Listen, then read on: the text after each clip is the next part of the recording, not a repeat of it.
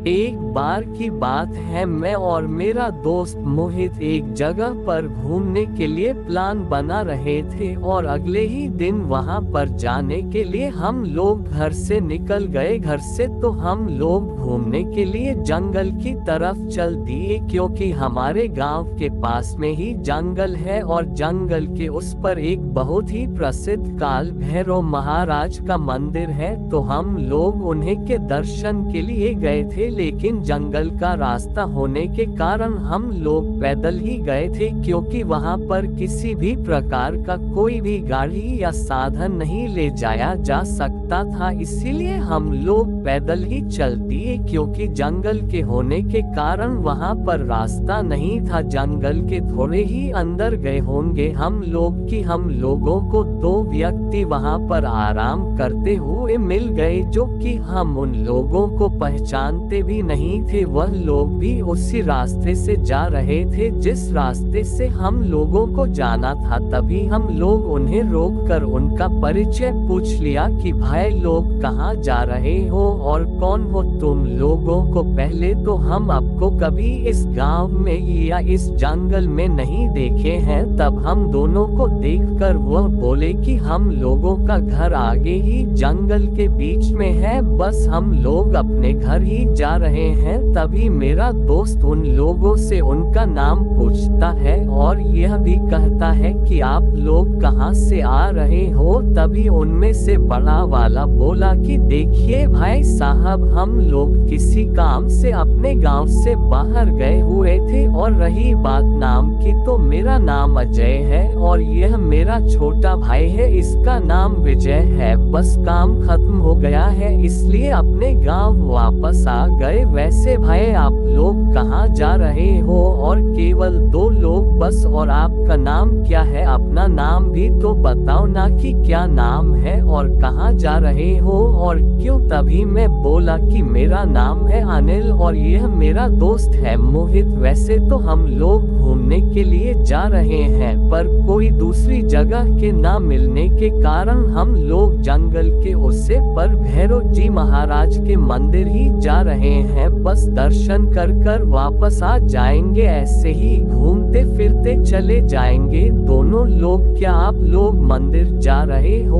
अरे चलो, हमारे घर के थोड़ी ही दूर पर एक अच्छी सी जगह है, तुम लोग वहां चलो हमारे साथ, हम भी तुम लोगों के साथ में हैं और फिर वहां पर हमारा घर भी है, तो खाना पीना की कोई दिक्कत भी नहीं होगी। तब हम लोग थोड़ा सोचने लगे कि क्या हम लोगों का उनके साथ जाना उचित है, क्योंकि हम तो इन्हें पहचानते भी नहीं है। लेकिन तभी फिर से वे लोग बोले, अरे भाई इतना क्यों सोच रहे हो, हम भी अपने परिवार के साथ रहते हैं और फिर अभी तो हम लोगों का परिचय भी हो गया है। तब हम उनके साथ चल दिए। करीब 1 घंटे चलने के बाद थोड़ी दूर पर एक झोपड़ी दिखाई दी। हम लोग वहां पर गए, लेकिन वहां पर आश्चर्य की बात ये थी कि वहां पर कोई बच्चा या बूढ़ा आदमी व्यक्ति कोई भी दिखाई नहीं दे रहा था। तभी अजय जो बड़ा वाला था वह आवाज लगाया कि माँ कहाँ हो, देखो हम लोग आ गए हैं, तुम कहाँ हो? बाहर तो निकले, हम लोगों का काम खत्म हो गया। फिर अंदर से एक औरत निकली जो कि उनकी शायद मन ही थी। उनकी माँ बोली, अरे बेटा कितने दिनों बाद देखा है तुम लोगों को। वह लोग अपनी माँ के पैर छुए और आशीर्वाद लिए। तभी वह माँ बेटे आपस में कुछ बातचीत करने लगे। हम लोग एक तरफ खड़े बस उन लोगों को देख ही रहे थे, पर उनकी माँ लगती नहीं थे कि वह लोग जंगल के बीचों बीच रहते हैं, क्योंकि उनका पहनावा थोड़ा अजीब सा था। उनकी माँ की नजर हम दोनों पर गई। उनकी माँ ने कहा हम लोगों को देखते हुए, अरे ये लोग कौन है अजय और यहाँ क्या कर रहे हैं? पहले तो इन दोनों को कभी नहीं देखा है और किस काम से आए हुए हैं। तभी हम लोग भी नमस्ते करते हैं और फिर वह लोग हमें एक पत्थर पर बैठने के लिए कहते हैं और वह अपने मन को बताने लगता है कि ये दो लोग भैरव जी महाराज के मंदिर दर्शन करने जा रहे थे, तभी हम लोग इन्हें यहाँ पर ले आए कि चलो हमारे घर के आसपास बहुत अच्छी जगह है, वहाँ पर एक बार घूम लोगे तो कभी उस जगह को नहीं भूल पाओगे। अच्छा हुआ बेटा कि तुम इन दोनों को यहाँ पर ले आए हो, अब तो इन दोनों की अच्छे से देख रेख करना और अच्छे से घूमना फिर आना, ताकि याद रखेंगे दोनों की कहीं पर गए थे हम लोग भी उससे पत्थर पर बैठ जाते हैं और फिर वह लोग सब के सब एक साथ कुटिया के अंदर चले जाते हैं। फिर हम लोग एक दूसरे की तरफ देखने लगते हैं कि यार यह कहाँ आ गए हैं, यहाँ पर तो कोई इंसान भी नहीं दिखता है और ना ही कोई घूमने जैसी जगह है, फिर कहाँ जाकर फंस गए। तभी थोड़ी देर बाद कुटिया के अंदर से विजय निकाला और बोला कि चलो हम लोग आज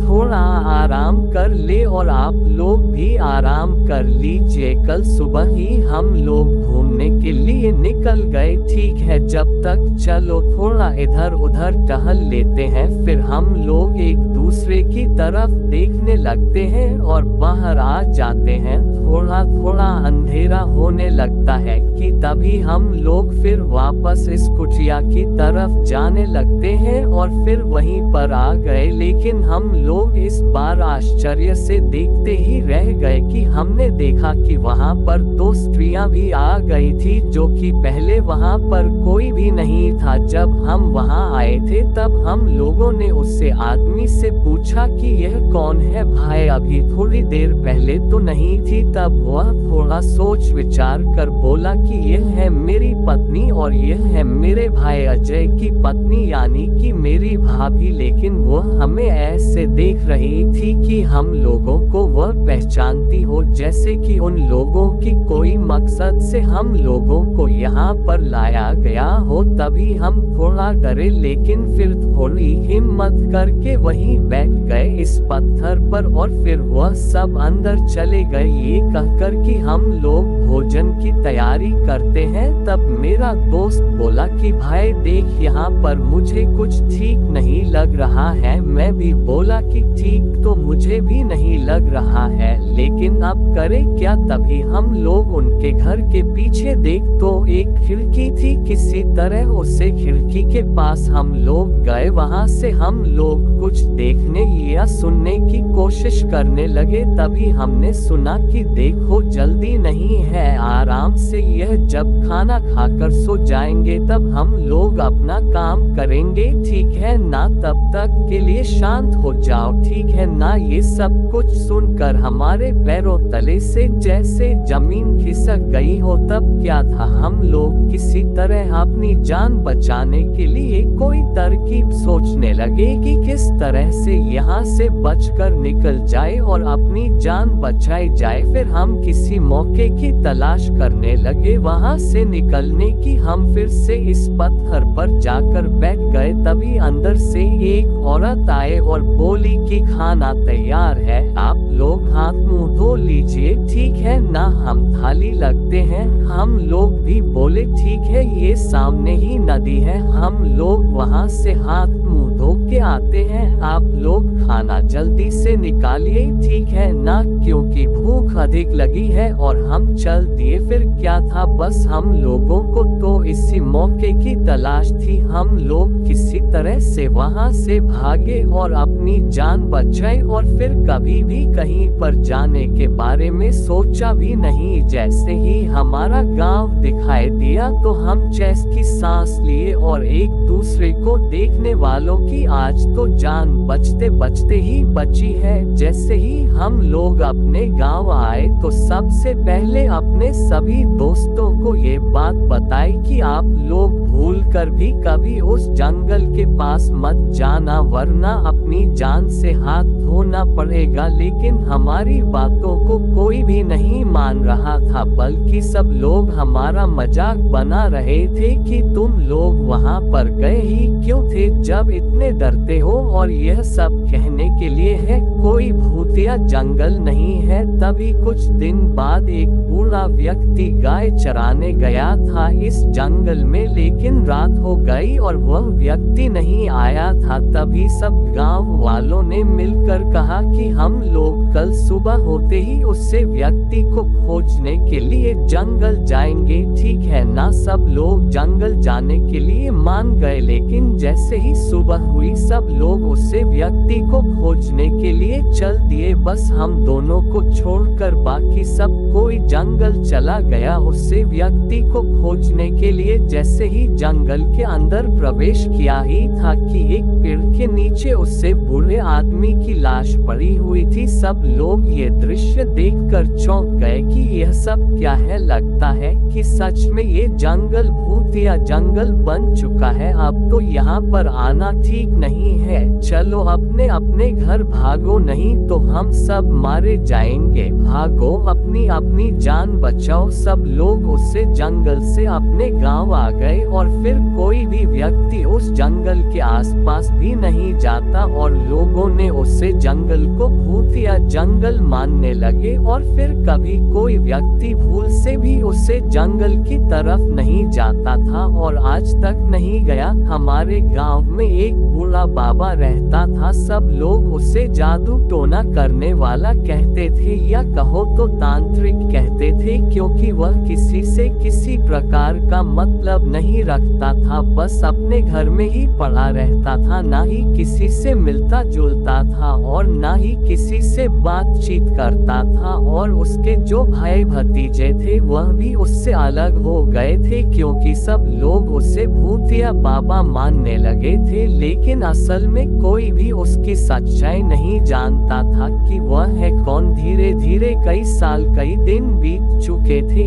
एक बार की बात है, गांव में बाहर से कोई एक नया व्यक्ति आया हुआ था, जो कि शायद किसी काम से ही आया होगा, लेकिन उसे गांव में ठहरने के लिए कोई जगह न मिलने के कारण वह इधर उधर भटकते रहा। और फिर शाम हो गई, एक पेड़ के नीचे बैठा था, तभी वह बूढ़ा आदमी उसे दिखा और उसके पास गया। अरे बेटा, इस पेड़ के नीचे इस रात्रि पर क्यों बैठे हो और कहाँ जाना है, कहाँ से आए हो और क्या नाम है तुम्हारा। तभी वह व्यक्ति अपना परिचय देता है कि बाबा, मेरा नाम अभिषेक है और मैं यहाँ पर खेती बाड़ी सीखने के लिए आया हूँ, पर यहाँ पर मुझे रुकने के लिए जगह नहीं है। पर आप इतनी रात को क्यों घूम रहे हो, आपके पास तो घर भी होगा ना रहने के लिए। तब वह बूढ़ा आदमी बोला, हाँ बेटा, मेरे पास घर तो है। तो वह आदमी बोला कि बाबा, आपके घर में और